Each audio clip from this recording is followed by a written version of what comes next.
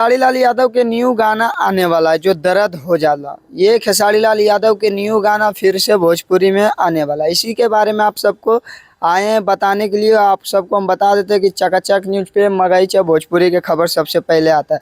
तो आप सबको हम बता देते हैं जो इनका गाना आ रहा है दर्द दे देला, इस गाने को भोजपुरी में काफ़ी सुपर हिट से इनको ये गाने को गाया गया है, लिखा गया है और म्यूजिक है।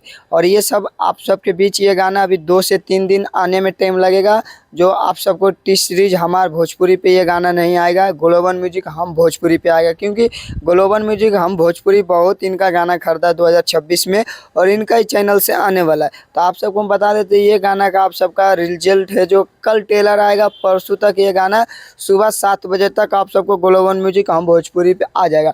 और इसमें शिल्पी राज का आवाज़ नहीं है, इसमें बस खेसारी लाल यादव ही गाना गाए हैं और इसमें कोई एक्टर मॉडल कोई भी नहीं है जो और आप सबको हम बता देते हैं कोई भी जो ये गाना के सुनिएगा तो आप सबका दिल गार्डन गार्डन हो जाएगा, क्योंकि गाने ऐसा प्रकार का लिखा गया है कि खेसारी लाल यादव के बड़ा धमाका मान लीजिए, चाहे बड़ा गाना, चाहे बड़ा कुछ भी मान सकते